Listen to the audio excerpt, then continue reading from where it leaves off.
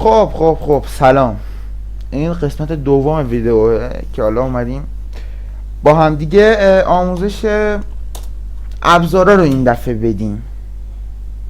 اوکی، آموزش ابزارا رو این دفعه با هم دیگه میدیم. خب اولین آموزشی که من میخوام خدمتتون ارائه بدم ابزار زد فیشره. زد فیشر چیه؟ کلا زد فیشر از اسمش معلومه، فیش ماهی نیست، پی اچ آی داره. زد فیشر یعنی کارهای فیشینگ، یعنی کار مهندسی معکوس شده که به شما یه فیک پیج میده، یعنی با دست خودتون دارید عملا میدید، اختیار میدید کار.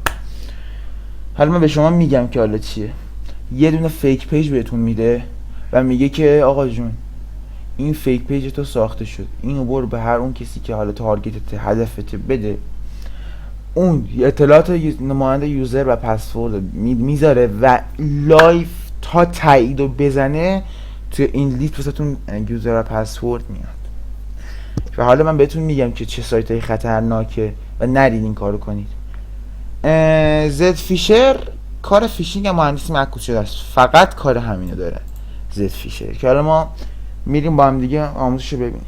خب در وهله اول که شما باید برید از گیت هاب دانلود کنید و تمام اکثر نصبا به جز یعنی اونایی که با گیته یه گیت کلون. خب یه فاصله حالا ببینیم مال دیشب مونده دمشگر مونده.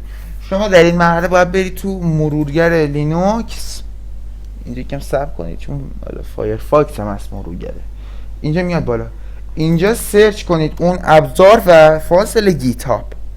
یعنی اگه من الان دارم زد فیشر کار میکنم، زد فیشر فاصله گیت هاب بیاید اینو میزنید میاد بالا.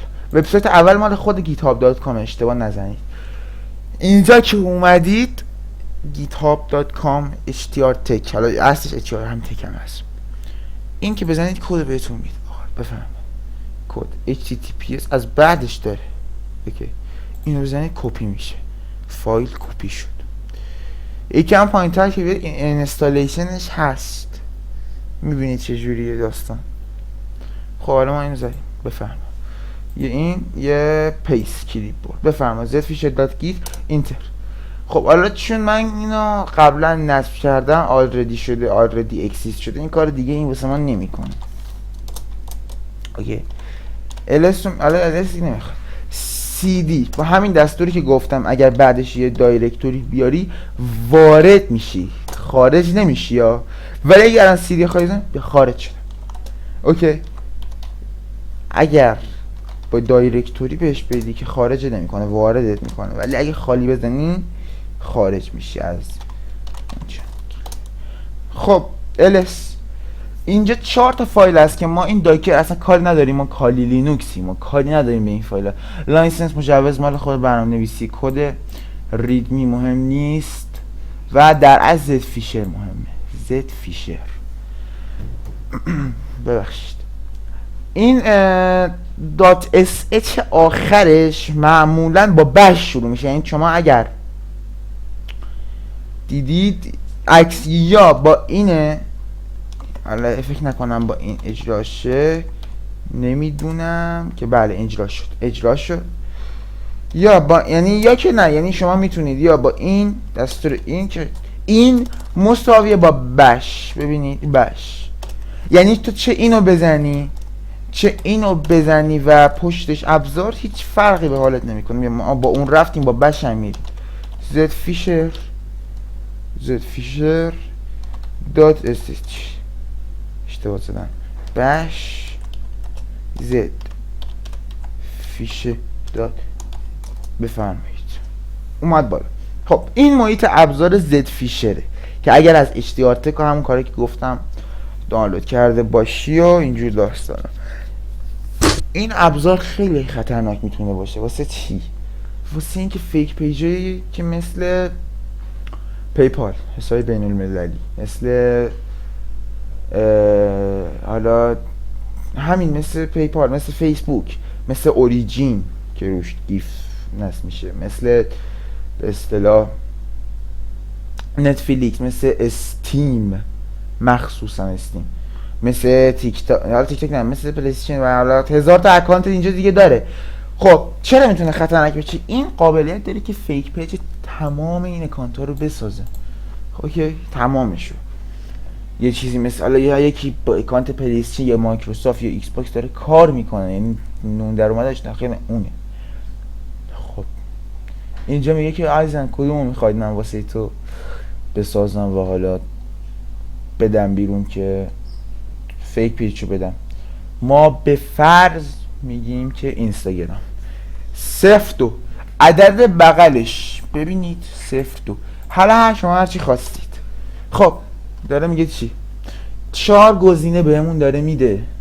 اوکی، داره میگه که اولیش داره میگه لاگین پیج باشه، یه صفحه ورود باشه که اون بزنه. یکی داره میگه که فالوور بده، اوتو فالوور. یکی داره میگه 1000 تا فالوور بده برای لاگین پیج، یعنی این به بهونه فالوور بره وارد اون سایت شه و بزنه یوزر رو. یکی دیگه هم داره میگه که بلو باج، تیک آبی رو، تاییدیه تیک آبی که معمولا رو همون اولی میزنن واسه لاگین، چون که حالا 0.1 خیلی فرق نمیکنه، یعنی اصلا فرق نمیکنه. اینجوری دو حالت اینجا بهت میگه که چه پورتی من به تو بدم. ngrok.io میدونی چیه؟ مال میتونی به کل داده ها بدی با توسط آیا، ولی لوکال هاست فقط واسه کساییه که به یک شبکه مودمی وصلن. اوکی، این از این. حالا من میتونم لوکال هاست واقعا راحته. حالا ما اینو بدیم ببینید. خب الان داره لانچ میکنه اینا.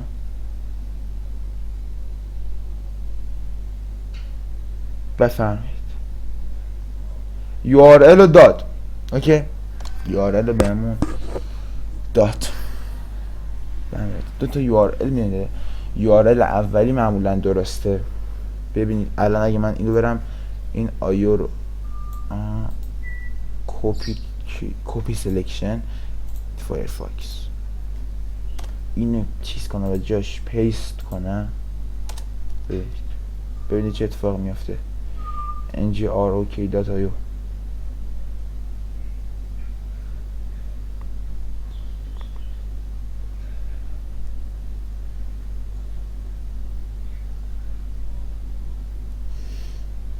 حالا چون احتمالا آیو فیلتره واسه ایران اینجوریه. خب ولی حالا این احتمالا چون فیلتر و اینجور داستانه اینجوریه، ولی خب اینو به خیالش بشیم. میریم اینجا نداد، ولی آیو رو بهمون نداد لینوکسه، نمیدونم چرا. ساب کن یه نیو پیج من بزنم ببینم اینجا چی. اینجا هم نمیده. خب مثل این که حالا این فعلا این چون تو ایران هم زندگی میکنیم نت ضعیف. بله این هست. یه کنترل سی من میدونم واسه به خصوص لاگین، ببخشید بدیم بیرون.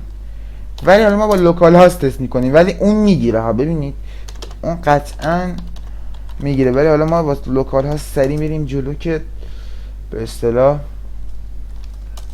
به مشکل نخوریم. بله به همین راحتی. این یه لوکال هاست بهمون داد فقط. ببینید کپی کلیپبورد، ببخشید کپی سلکشن پیست. اینو من به طرف بدم بفهمم یه فیک پیج. اون فرقی نمیکنه. این چون یه شلمه اگه همینو بیام مثلا میگم به یکی که اصلا دوره بدم براش نمیاد بالا، چون تو لوکال هاست شبکه محلی کار میکنه. این فیک پیجه که واسه شما زده. میبینید ببینید اینجا. حالا این الان بله این الان این تا الان آی پی رو فهمید. ببین ما لاگین کردیم آی پی دستگاه رو فهمید. خیلی خطرناک ابزار. این تا اینجا آی پی رو فهمید. فقط کافیه به اون کسایی که به اون شبکه وصلن اینو بدی. خب این از شما مثلا واسه ورود دیگه لاگینه. مثلا میگم میزنی که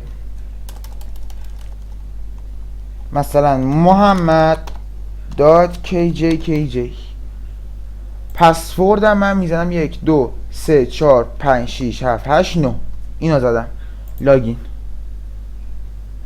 ببینید چه اتفاقی میفته. برمیگرده به همون صفحه‌ای که بود. اما بله ببینید خیلی از متاسفانه کلاهبرداری اینترنتی همینجوری پیش میره، تو رو میبره. حالا جالب اینی کجاست؟ جالبیش اینه که الان ببینید من اگه یه دونه یوزر اشتباه به یه پسورد الکی بزنم تازه میبرته تو هدایتت میکنه به صفحه اینستاگرام. این صفحه اصلیه. اوکی خیلی خطرناکه. بفرما. من اونجا اینو وارد کردم، محمد کی وارد کردم و پسوردم گفتم 1 تا 9. اینجا یه همون برای من کپی پیست کرد داد اینجا. خب بله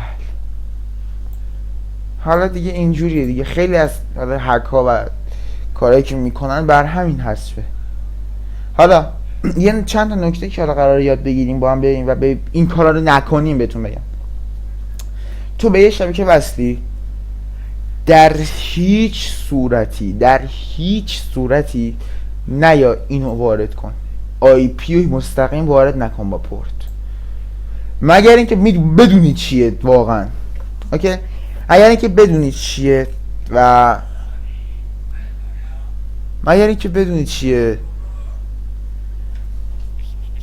بعد وارد کن. اگر تو نمیدونی حتی اگر آشنا هم بهت میگه نباس وارد کنی این کدو.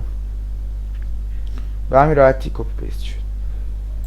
در ضمن شما اون سایتایی که حالا ازتون یه درخواست مثلا لوکیشن یا هر چیزی میخواد وارد اصلا نشید.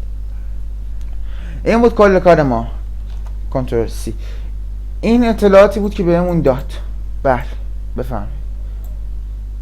این چند تا اطلاعاتی بود بهتون داد. حالا این از این کل آموزش زد فیشر بود. هر مشکلی دارید بیاید توضیحات بدید، من حالا شماره میدم یا تو واتساپی با هم در ارتباط باشیم. هر حالا اتفاقی که افتاد بیا با هم دیگه در ارتباطیم. و حالا اگر یه ابزار دیگه هست حالا پیشنهادی بگو تا من بیام راهنمایی کنم، نصب کنم واسه براتون. حالا یعنی حرف بگم شما اگه الستو بزنید، خب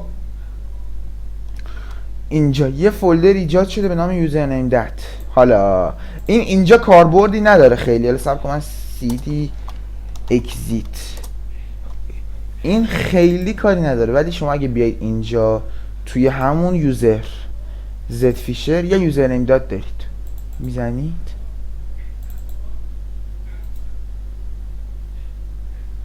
ببینید یک بار زدم اینجا. بفرما این اکانتر اینجا کامل داد که یوزرنیم فلان بوده، پسورد فلان بوده. خب این از این کل آموزشی که میشد بذاری تو زد فیشر، یعنی تکمیل ترین آموزش زد فیشر بود الان این. اوکی این هم از این زد فیشر، این هم از این زد فیشر هم کاملا خطرناک، مخصوصا اگه تو با پیپال بدی. اوکی متاسفانه حالا این خطرناک داستان. خب مرسی که این ویدیو هم با ما بودید و بنده هیچ مسئولیتی رو در قبال استفاده نادرست قبول نمی کنم از شما به هیچ عنوان، و شما هم در کارهای درست استفاده کنید. یعنی منظورم حالا کمکی کنید به با حالا هماهنگی به پلیس فتال، شاید نمیدونم یه کارهای درستی کنید، نه اینکه مردم رو برید هک کنید، چون واقعا هک کار درستی نیست. مرسی که همراه ما بودید. خدا حافظ تا ویدیوی بعدی.